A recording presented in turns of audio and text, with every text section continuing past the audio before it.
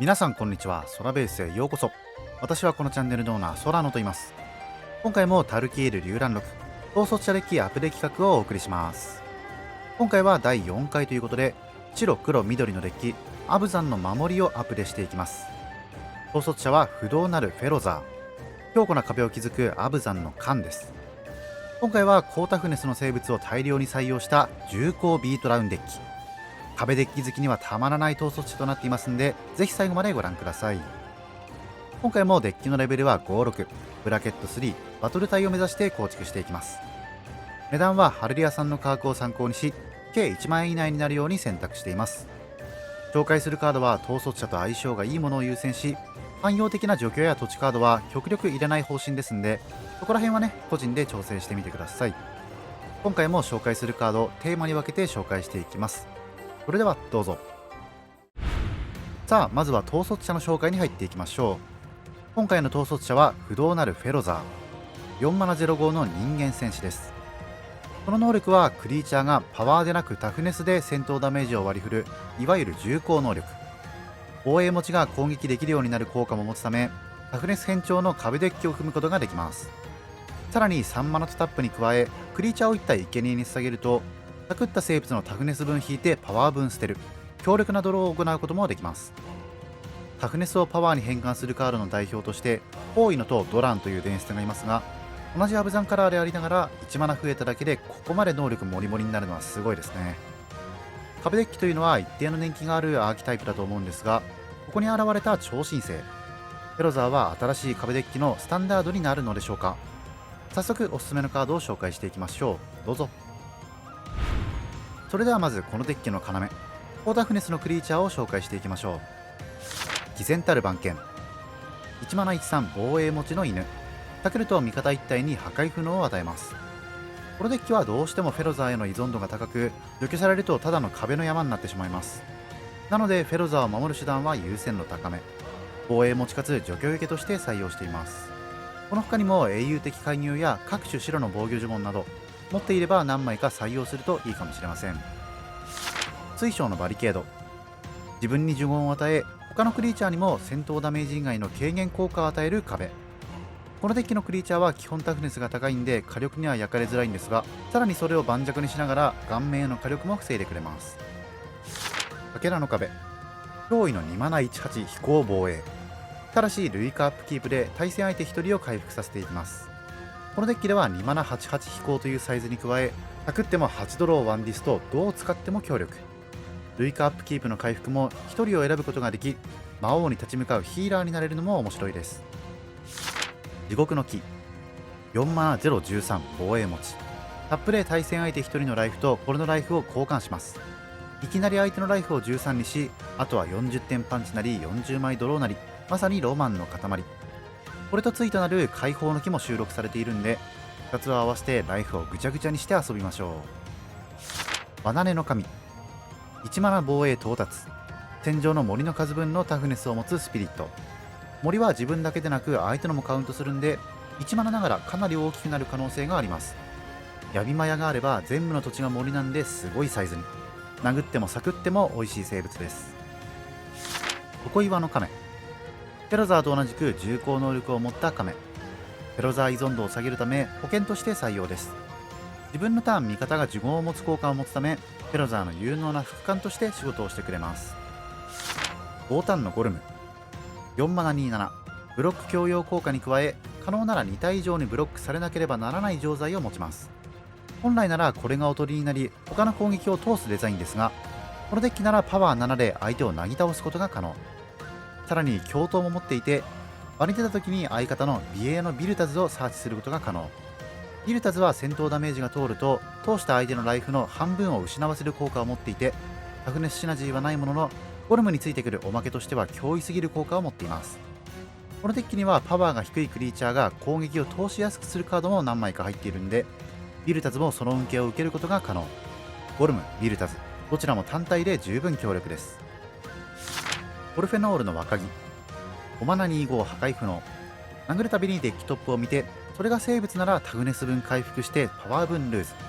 その後そのカードを手札に加えます。とりあえず殴ればアドバンテージ確定。このデッキなら回復もしやすく破壊不能まで持つ、非常に堅実なアドバンテージを稼いでくれる優秀な電出のツリーフォークです。ツリーフォークはタフネス偏重のクリーチャーが多く、いろいろ探してみると新しい発見があるかもしれません。多いのとドラン、最初に紹介した元祖重工系統率者、後輩に席を取られた気分はいかがでしょうか。とはいえ、やはりフェロザー依存度を下げるために重工サポートは複数欲しいところ。第一線を引いた先輩にももう少し後輩のサポートをしてもらいましょう。次はこのデッキのパワーが低いことを生かすカード、パワー参照の全除去の紹介です。見た目のパワーが低いことを生かして一方的にリセットを行いながら高打点を叩き込みましょう。弱者の報復、元祖パワー参照系の全除去、たった3マナでパワー4以上の全てを破壊します。このデッキパワー3以上はなんと3体のみ、ほぼ一方的な除去として使えます。ただ相手の小さいシステムクリーチャーは流れてくれないんで一長一短です。水のベブラの合戦、こちらはパワー3以上を全破壊、中途半端にパワーがある最近のシステムクリーチャーを一網打尽にできます。自分のクリーチャーの数分食物も出してくれるんでロングゲームもサポートしてくれます。強者破り、クリーチャー1体を選びそれより大きいパワーを持つクリーチャーを全破壊、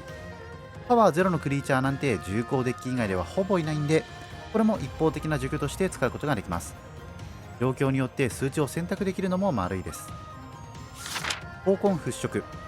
パワー3以上全破壊の4マナにパワー2以下を墓地から全回収の5マナ余波がついたソーサリー、一方的なリセットに加え除去されたりフェロザーでサクった生物を回収までできちゃいます。頻繁に再録されるんでよく見かけるカードですが、このデッキではコンセプトとマッチして非常に強力。普段なら抜いちゃうカードですがテーマによってはわざわざ採用することもあるマジックの面白さですね。ボルト75中等学校、1章でパワー4以上を破壊、2、3章で味方の各クリーチャーにプラス1プラス1カウンターをばらまく英雄弾、除去剣強化とシンプルに強力、カウンターが乗ったことで他の全除去に巻き込まれないよう注意しましょう。次はアドバンテージを稼ぐカードの紹介。フ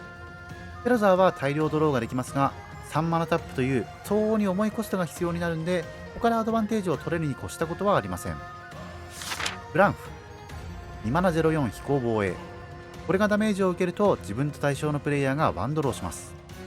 単純に2マナ44飛行として使っても強力ですが時にはブロック要因として立たしても OK。 本来のこれでブロックするからお互い引こうぜという交渉がしにくくなったのは少し寂しいです。永劫の無垢、自分のパワー2以下のクリーチャーが出るたびワンドロー、毎ターン1回だけですが継続的にドローできます。死んでもエンチャントとして戻ってくるんで場持ちよし、ハンコン持ちでブロッカーにしつつアドを稼ぎましょう。鬼門のアルマサウルス、対戦相手が生物や土地のマナ能力でない能力を起動するたびにワンドローする3マナ25、こういったシステムクリーチャーは除去されにくいようにタフネスが高いことも多いんで、そういった観点でクリーチャーを集めてみても面白いかもしれません。吠えた緑コーラ、これや他の生物が場に出るたびそれがパワーよりタフネスが大きいならデッキトップを見て土地ならタップ状態で場に、そうじゃないならハンドに加えるウミガメ、デッキトップの土地を場に出す効果、そうこいつは重工デッキのナドゥ、これがいるだけで土地もハンドもどんどん潤っていきます。さらに土地が10個以上あれば全体22修正を与える能力もあり、このデッキ屈指のパワーカードです。欠点といえばその重さと自身の4というパワー、そして強化能力によりパワー参照が使いづらくなる点。とはいえでかくなれば大抵の生物は乗り越えられるんで除去を使わずとも踏み潰すことができるでしょう。オーランの氷牙、5マナ26、戦闘クリーチャーに接種を与える能力に戦闘ダメージでドローのサボタージュ能力、このデッキはブロック阻害系のカードも多く採用しているためサボタージュ能力を活かしやすい構築です。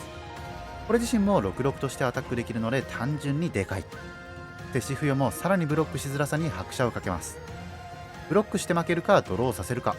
相手に選ばせてやりましょう。授けるものグランチ、3マナ05飛行、終了ステップ開始時に3人のプレイヤーを選びそれぞれにクリーチャー1体にプラス1プラス1カウンター2個、ワンドロー、宝物2個のどれかの恩恵を授けます。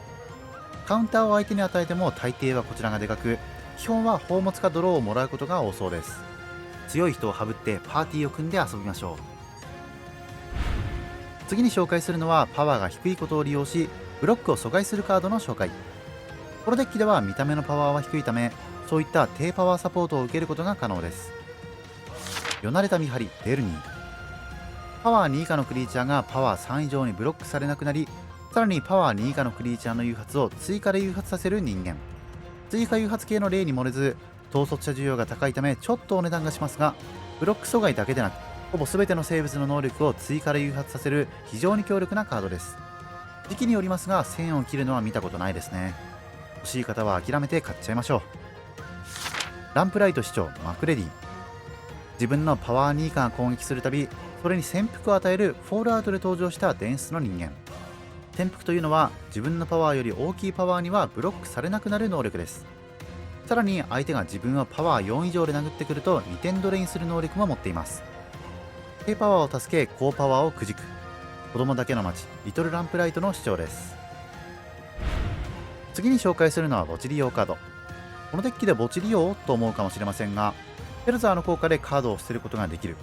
パワー3勝のリアニメイト効果があるなど、実は墓地利用に適性があるんですね。というわけで見ていきましょう。栄光。墓地にあると3マナ起動で自分の全クリーチャーに好きなプロテクションを与えるインカネーション。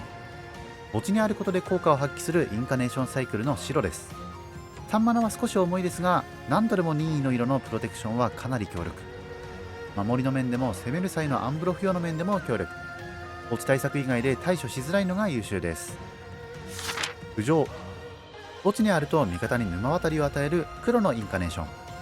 相手に沼がなければ沼渡りが効果がありませんが、アーボーグがあったりするんで多分大丈夫です。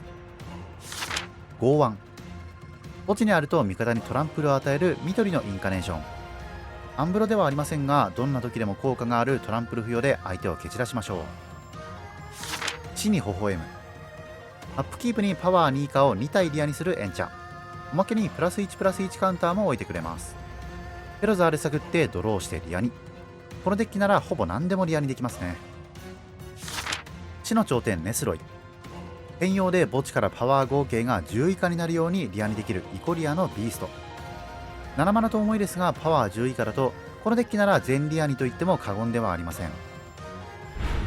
最後は勝負を決めるパンプカードの紹介です。不自然な成長。各戦闘の開始時に自分のクリーチャーのスタッツが2倍になるエンチャント。タフネスが高いということは2倍になった時の上がり幅も大きいということ。色拘束がえぐいですが、定着すればそのまま殴り切れるスペックを持ちます。大軍の功績。自分の全軍にプラス1+1修正とトランプルに感染まで与えるソーサリー。トランプルと感染という殺意しかない組み合わせ。十分並んでいれば一発で勝負を終わらせることもできます。これがあんこなんだからすごいですよね。シークレットレイヤーとかでしか再録がなく、実は1000円以上しちゃいます。いかがだったでしょうか。不動なるフェロザー1万円アブテでした。壁デッキってなんか妙に人気がありますよね。自分の周りにもアルカレス組んでる人がいたり、ググるとやたら熱量のあるノートが出てきたり、そのケツデカボディが人を狂わせるんでしょうか。自分は今回初めて重工デッキのリストを考えたんですが、結構ね、いろんなサポートがあるもんですね。特にパワー3勝全除去に関してはかなり種類豊富で、今回は全部ではなく量を調整してます。強者を破る弱者の知恵、ケツとタッパがでかいクリーチャーが好きな方、ぜひ試してみてください。というわけで今回の動画はこれぐらいで終わろうと思います。この動画が面白いと思ったら高評価、チャンネル登録、X のフォローをお願いします。それでは次回の動画でまたお会いしましょう。バイバイ。